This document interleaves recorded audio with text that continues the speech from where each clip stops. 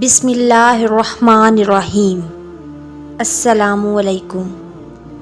آج ہم آپ کو واقعہ کربلا مکمل تفصیل کے ساتھ سنائیں گے۔ اس ویڈیو کو مکمل دیکھیے گا اور کربلا کے واقعے کو سننے اور سمجھنے کی کوشش کیجیے گا۔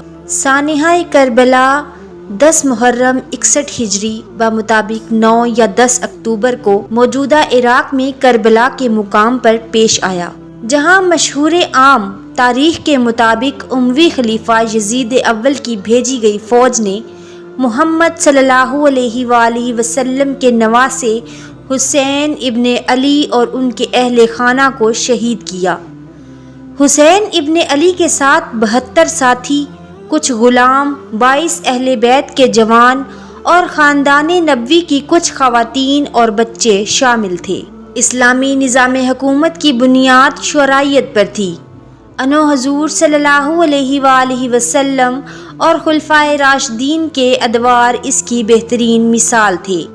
حضرت حسن بن علی سے امیر معاویہ نے معاہدہ کیا تھا کہ وہ کسی کو خلیفہ نامزد نہ کریں گے، مگر حضرت امیر معاویہ نے یزید کو اپنا جانشین نامزد کر کے اسی اصول دین کی خلاف ورزی کی تھی، کیونکہ اسلامی نقطہ حیات میں شخصی حکومت کے قیام کا کوئی جواز نہیں۔ ابھی تک سرزمین حجاز میں ایسے کبار صحابہ اور اکابرین موجود تھے جنہوں نے براہ راست نبی کریم صلی اللہ علیہ وآلہ وسلم کا دور دیکھا تھا، لہٰذا ان کے لیے امیر معاویہ کی غلط روایت قبول کرنا ممکن نہ تھا۔ امام حسین علیہ السلام نے انہی اصولوں کی خاطر یزید کی بیعت قبول کرنے سے انکار کر دیا۔ یزید کا ذاتی کردار ان تمام اوصاف سے عاری تھا جو امیر یا خلیفہ کے لیے شریعت اسلامیہ نے مقرر کیے ہیں۔ سیر و شکار اور شراب و شباب اس کے پسندیدہ مشاغل تھے، لہٰذا ذاتی حیثیت سے بھی کسی فاسق و فاجر کو بطور حکمران تسلیم کرنا امام حسین عالی مقام کے لیے کس طرح ممکن ہو سکتا تھا؟ یزید نے تخت نشین ہونے کے بعد حاکم مدینہ ولید بن عقبہ کی وساطت سے امام حسین علیہ السلام سے بیعت طلب کی۔ ولید نے سختی سے کام نہ لیا، لیکن مروان بن حکم بزور بیعت لینے کے لیے مجبور کر رہا تھا۔ ان حالات میں امام حسین علیہ السلام نے سفر مکہ اختیار کیا اور وہاں سے اہل کوفہ کی دعوت پر کوفہ کے لیے روانہ ہوئے۔ جب امام حسین علیہ السلام مکہ پہنچے تو اہل کوفہ نے انہیں سینکڑوں خطوط لکھ کر کوفہ آنے کی دعوت دی تاکہ وہ خلافت اسلامیہ کے قیام کی جدوجہد کا آغاز کر سکیں، لیکن غدار اہل کوفہ نے ان سے غداری کی اور اپنے وعدوں سے پھر کر امام حسین علیہ السلام کا ساتھ نہ دیا۔ یزید کی بھیجی ہوئی افواج نے کربلا میں نواسہ رسول امام حسین علیہ السلام کو ان کے اہل خانہ اور اصحاب کو شہید کر دیا۔ ولید بن عتبہ نے امام حسین علیہ السلام اور عبداللہ بن زبیر کو قاصد کے ذریعے بلایا۔ ابھی تک امیر معاویہ کی وفات کی خبر مدینہ میں عام نہ ہوئی تھی، تاہم بلاوے کا مقصد دونوں حضرات نے سمجھ لیا۔ امام حسین علیہ السلام سے جب بیعت کے لیے کہا گیا تو انہوں نے جواب دیا کہ میرے جیسا آدمی خفیہ بیعت نہیں کر سکتا، جب بیعت عام ہوگی اس وقت آ جاؤں گا۔ ولید راضی ہو گیا اور انہیں واپس لوٹنے کی اجازت دے دی۔ عبداللہ بن زبیر ایک دن کی مہلت لے کر مکہ روانہ ہو گئے۔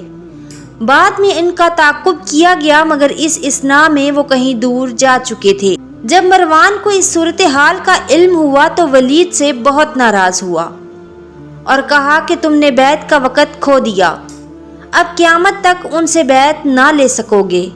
امام حسین علیہ السلام عجیب الجھن سے دوچار تھے۔ اگر وہ مدینہ میں مقیم رہتے تو بیعت کے بغیر کوئی چارہ کار نہ تھا، لہٰذا وہ 27 رجب 60 ہجری میں ماں اہل و عیال مکہ روانہ ہو گئے۔ مکہ پہنچ کر شعیب ابی طالب میں قیام کیا۔ امام حسین علیہ السلام نے کوفیوں کے خطوط آنے کے بعد مسلم بن عقیل کو کوفہ روانہ کیا تاکہ وہ اصل صورتحال معلوم کریں۔ مسلم کوفہ پہنچے کہ پہلے ہی دن 12,000 کوفیوں نے آپ کے ہاتھ پر بیعت کر لی۔ کوفہ کے اموی حاکم بشیر نے ان کے ساتھ نرمی سے کام لیا۔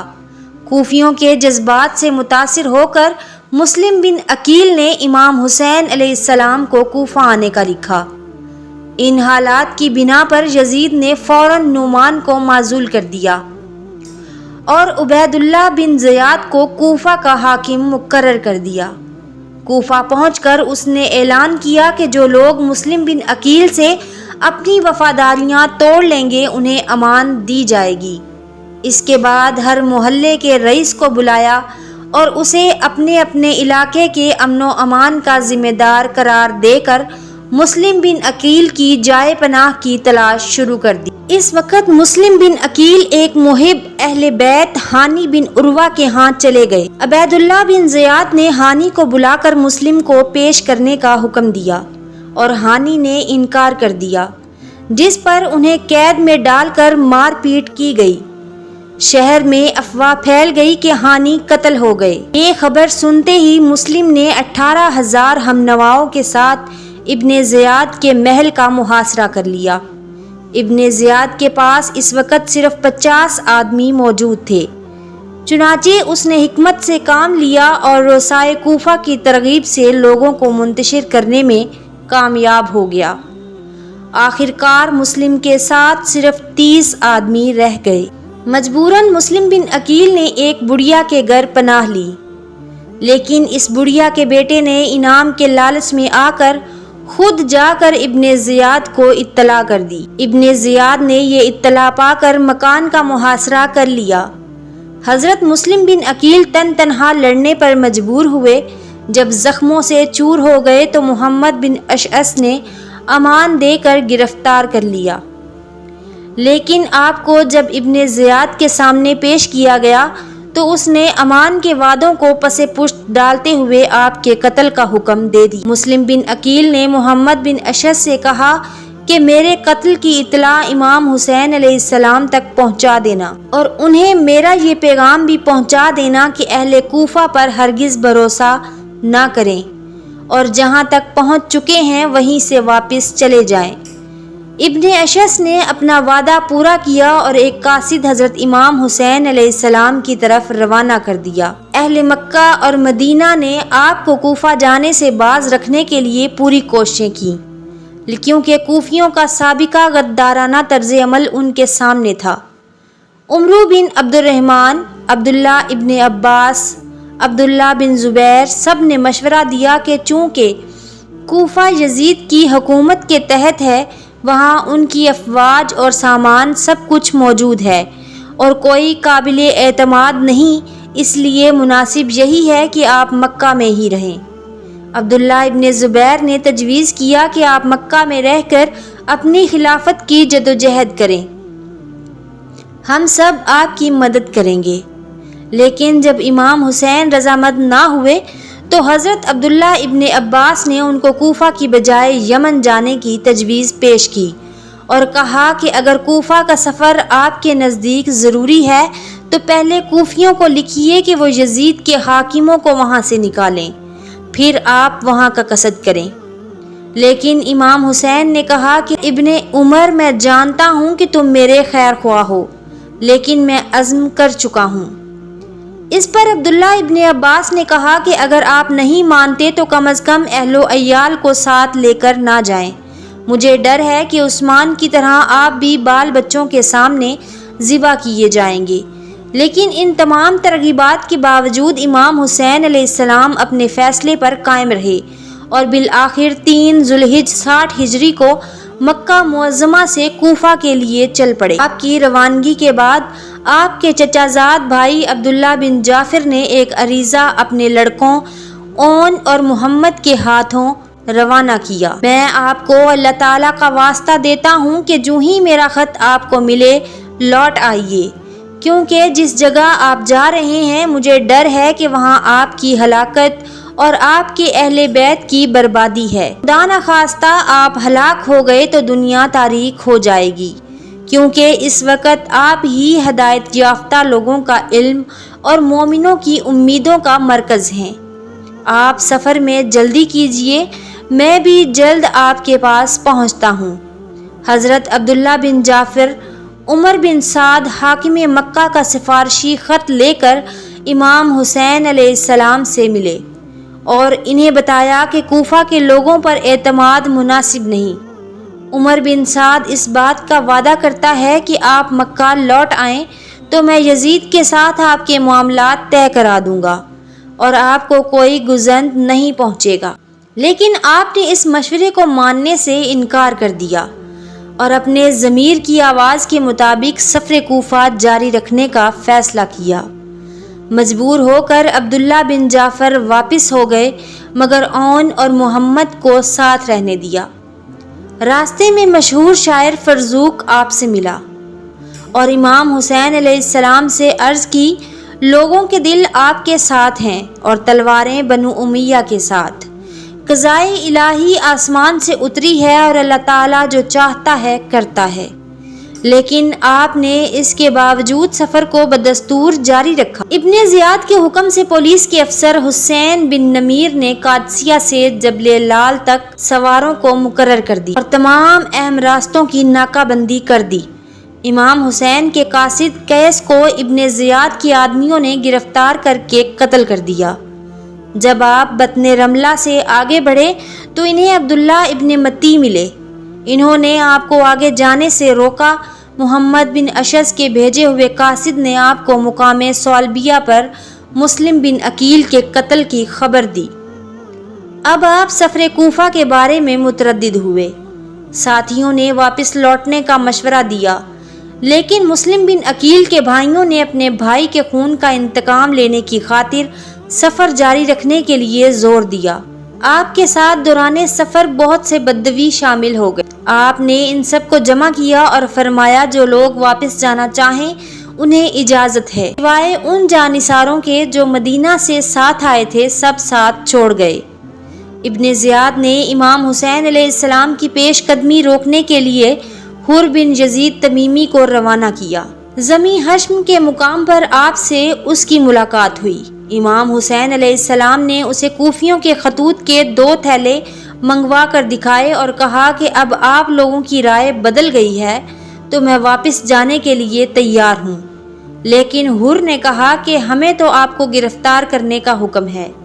چنانچہ امام حسین علیہ السلام نے اپنا سفر کوفہ جاری رکھا۔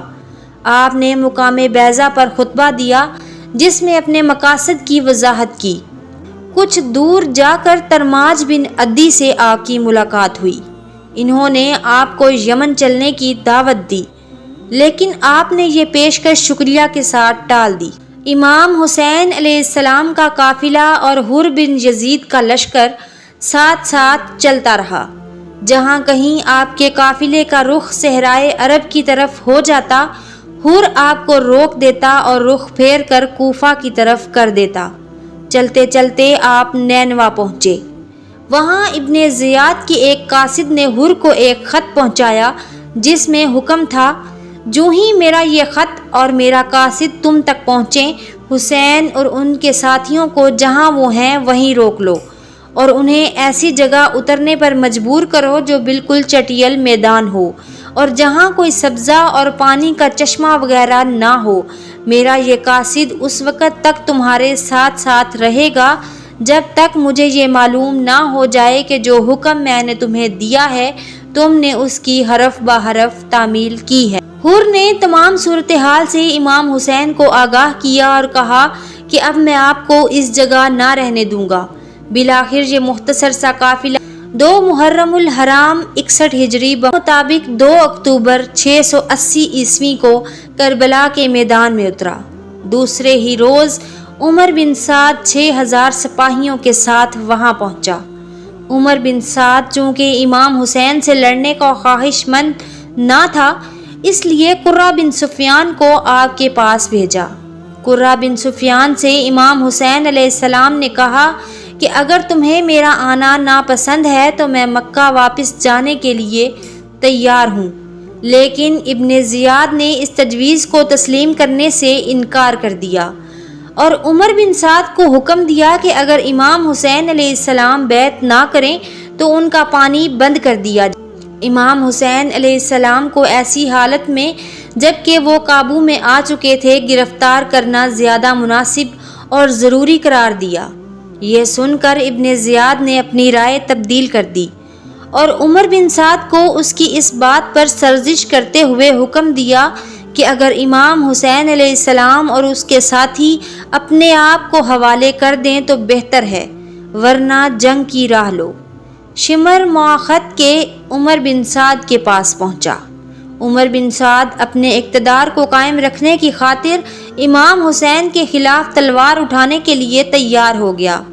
یہ 9 محرم الحرام کا دن تھا۔ صلح کی آخری گفتگو ناکام ہونے کے بعد امام حسین علیہ السلام نے اپنے ساتھیوں سے فرمایا کہ جو جانا چاہتا ہے انہیں میری طرف سے اجازت ہے۔ اس پر کچھ جانثار اور عذاب باقی رہ گئے جنہوں نے آخری وقت تک ساتھ دینے کا عہد کیا۔ ان جانثاروں کی تعداد صرف 72 تھی۔ امام حسین علیہ السلام نے اس مختصر ترین فوج کو منظم کیا۔ میمنہ پر زبیر بن قیس کو اور میسرہ پر حبیب بن مطہر کو متعین کر کے علم عباس کو مرحمت فرمایا۔ جنگ کے آغاز سے پیشتر اللہ تعالیٰ کے حضور دعا کی اور ان سے تائید اور نصرت چاہی۔ اس کے بعد اتمام حجت کے لیے دشمنوں کی صفوں کی طرف متوجہ ہوئے اور فرمایا، اے لوگو جلدی نہ کرو، پہلے میری بات سن لو، مجھ پر تمہیں سمجھانے کا جو حق ہے اسے پورا کر لینے دو اور میرے آنے کی وجہ بھی سن لو۔ اگر تم میرا عذر قبول کر لو گے اور مجھ سے انصاف کرو گے تو تم انتہائی خوش بخت انسان ہوگے، لیکن اگر تم اس کے لیے تیار نہ ہوئے تو تمہاری مرضی، تم اور تمہارے شریک مل کر میرے خلاف زور لگا لو اور مجھ سے جو برتاؤ کرنا چاہتے ہو کر ڈالو۔ اللہ تعالیٰ میرا کارساز ہے اور وہی اپنے نیک بندوں کی مدد کرتا ہے۔ جو ہی آپ تقریر کے اس حصے پر پہنچے تو خیموں سے اہل بیت کی مستورات کی شدت رنج سے چیخیں نکل گئیں۔ آپ تھوڑی دیر کے لیے رک گئے اور اپنے بھائی عباس کو انہیں چپ کرانے کے لیے بھیجا۔ جب خاموشی طاری ہوئی تو آپ نے اپنی تقریر کو جاری رکھتے ہوئے فرمایا، لوگو تم میرے حسب نسب پر غور کرو اور دیکھو کہ میں کون ہوں۔ اپنے گریبانوں میں منہ ڈالو اور اپنے آپ کو ملامت کرو۔ تم خیال کرو کیا تمہیں میرا قتل اور میری توہین زیب دیتی ہے؟ کیا میں تمہارے نبی کا نواسا اور ان کے چچیرے بھائی کا بیٹا نہیں جنہوں نے سب سے پہلے اللہ تعالیٰ کی آواز پر لبیک کہا اور اس کے رسول پر ایمان لائے؟ امیر حمزہ میرے والد کے چچا نہ تھے؟ کیا جعفر طیار میرے چچا نہ تھے؟ کیا تمہیں رسول اللہ کا وہ قول یاد نہیں جو انہوں نے میرے اور میرے بھائی کے بارے میں فرمایا تھا کہ دونوں نوجوانان جنت کے سردار ہوں؟ اگر میرا یہ بیان سچا ہے اور ضرور سچا ہے تو بتاؤ کہ تمہیں ننگی تلواروں سے میرا مقابلہ کرنا ہے، اور اگر تم مجھے جھوٹا سمجھتے ہو تو آج بھی تم میں سے وہ لوگ موجود ہیں جنہوں نے میرے متعلق رسول اللہ کی حدیث سنی ہے، تم ان سے دریافت کر سکتے ہو۔ تم مجھے بتاؤ کہ کیا آپ کی اس حدیث کی موجودگی میں بھی تم میرا خون بہانے سے باز نہیں رہ سکتے؟ لیکن کوفیوں اور ان کے سرداروں پر کوئی اثر نہ ہوا، صرف حر بن یزید تمیمی پر آپ کی اس تقریر کا اثر ہوا، اور وہ یہ کہتے ہوئے کہ یہ جنت یا دوزخ کے انتخاب کا موقع ہے۔ میں نے جنت کا انتخاب کر لیا ہے، خواہ مجھے ٹکڑے ٹکڑے کر دیا جائے یا جلا دیا جائے۔ حضرت امام حسین علیہ السلام کے لشکر میں شامل ہوا۔ اس کے بعد شخصی مبارزت کے طریقے سے جنگ کا آغاز ہوا، جن میں اہل بیت اطہر کا پلہ بھاری رہا۔ یہ دیکھ کر ابن سعد نے عام حملے کا حکم دیا۔ فدائیان اور اراکین اہل بیت نے دشمنوں کی یلغاروں کا پوری قوت ایمانی سے ڈٹ کر مقابلہ کیا۔ فدائی ایک ایک کر کے کٹ مرے لیکن میدان جنگ سے منہ نہ پھیرا۔ دوپہر تک امام حسین کے پیشتر آدمی کام آ چکے تھے، چنانچہ اب باری باری حضرت علی اکبر، عبداللہ بن مسلمہ، جعفر طیار کے پوتے عدی، عقیل کے فرزند عبد الرحمن حضرت حسن کے صاحبزادے قاسم اور ابو بکدان میں اترے اور شہید ہوئے۔ ان کے بعد امام حسین علیہ السلام آئے۔ دشمنوں نے ہر طرف سے آپ پر یورش کی۔ یہ دیکھ کر آپ کے بھائی عباس، عبداللہ، جعفر اور عثمان آپ کی حفاظت کے لیے ڈٹ گئے، مگر چاروں نے جام شہادت پائی۔ امام حسین تنہا میدان میں جمے ہوئے تھے۔ عراقیوں نے آپ کو ہر طرف سے نرغے میں لے لیا، مگر شہید کرنے کی کسی کو بھی جرت نہ ہو رہی تھی، کیونکہ کوئی نہ چاہتا تھا کہ یہ گناہ اس کے سر ہو۔ بالآخر شمر کے اکسانے پر زرہ بن شریک تمیمی نے یہ بدبختی مول لی اور ہاتھ اور گردن پر وار کیے۔ سنان بن انس نے تیر چلایا اور آپ گر گئے۔ ان کے گرنے پر شمر ذی الجوشن آپ کی طرف بڑھا تو اس کی برس زدہ شکل دیکھتے ہی امام حسین علیہ السلام نے فرمایا کہ میرے نانا رسول خدا نے سچ فرمایا تھا کہ میں ایک دھبے دار کتے کو دیکھتا ہوں کہ وہ میرے اہل بیت کے خون سے ہاتھ رنگتا ہے۔ اے بدبخت شمر، بلا شبہ تو وہی کتا ہے جس کی نسبت میرے نانا نے خبر دی تھی۔